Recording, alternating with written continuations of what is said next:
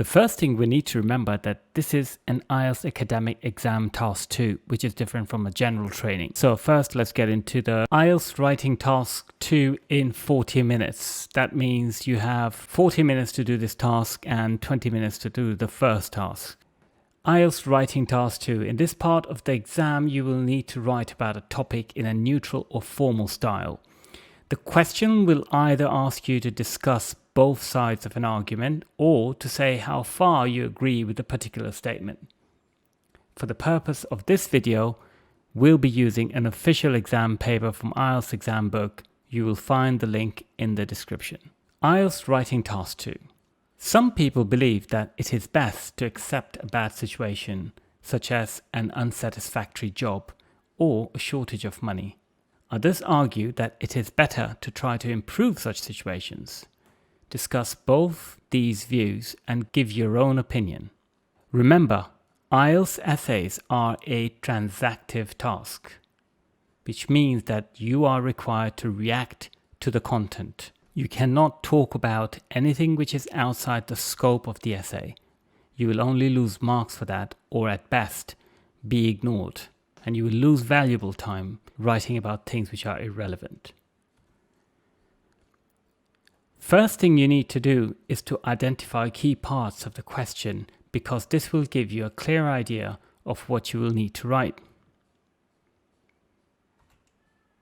So here is the question again. Some people believe that it is best to accept a bad situation, and this is an important part of the question. The other important part is others argue that it is better to try to improve such situations. The third part is discuss both these views and give your own opinion.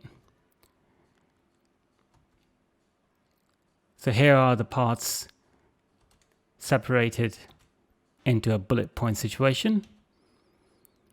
So when you read a question, this is what you need to do. You need to identify exactly what is given to you and what is required of you. Planning. Well, planning is absolutely essential. If you don't plan, you're going to lose marks because you're either not going to be answering all the parts of the question, or perhaps you will write an answer which won't be cohesive, or perhaps it will lack in terms of quality. This is by no means the best plan on earth, but this is a very sound plan. It will help you to get good marks. So the first paragraph needs to be the introduction to the topic. You may want to write a title, but it's not essential. It will help, but if you don't write it, you won't lose marks. Second paragraph needs to talk about the first point in the rubric of the questions. So if you have been given 2 points in a question, then the second paragraph will deal with the first of these 2 points. The third paragraph will either deal with the counterpoint or introduce the second point in the question. And the last paragraph is your conclusion. The introduction. Now, this is a paragraph that I've written as an example. Again, by no means the best paragraph, but it will definitely get an 8 or above as a band. The idea to write an introduction is to introduce, obviously, the reader to the topic. You don't want to be going too deep into the details.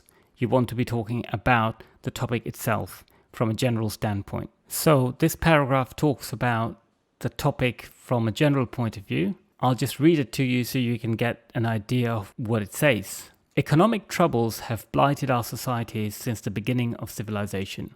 Traditionally, there have been good times and bad times like the Great Depression of the 1930s and the hard times of the 1980s. Some people survived by taking it on the chin, while others capitulated.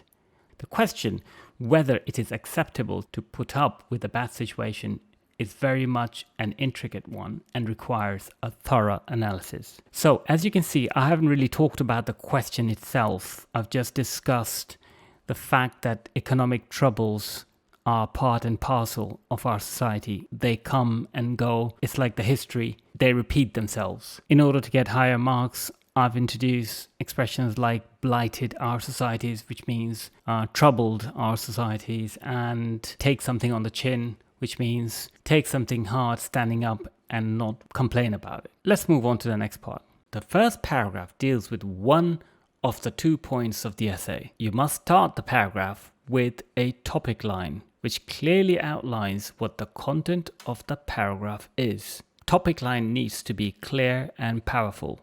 In this case, it could be something like this. Accepting a hard economic situation can sometimes be easier than actually doing something about it. Then I go on to explain what I said in the topic line. So the rest of the paragraph is dwelling on what's been said in the first line.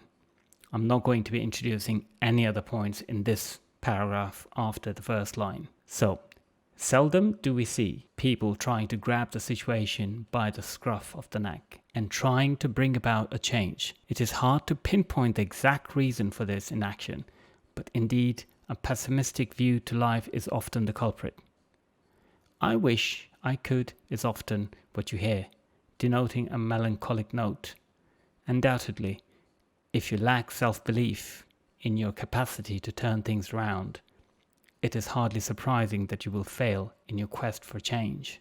As you see, I went on to describe what I mean by this. Now, by any stretch of imagination, you may not agree with my point, you may not agree with what I say, but for the purpose of writing an essay, you need to focus on the topic line and what comes after that. It has to be consequential. So this is the second paragraph. Once again, it's really important to get the topic line absolutely head on. If your topic line is good, if it's powerful, if it's relevant, then you're going to find the rest of the paragraph easy to write. So here it goes. Yet, it is paramount that regardless of how hard the situation is, that we do our best. Never before have we lived in a time when a citizen of this world is capable of change. However, it must come from within ourselves. Knowing that there are opportunities should drive us to seize every moment. If you've lost your job, there are plenty others. If you're low on money, get out there and find a way. Only this way will we ever stand a chance of getting ourselves out of a quagmire. The conclusion is nothing else but just recapping what you've already said without saying it in the same words.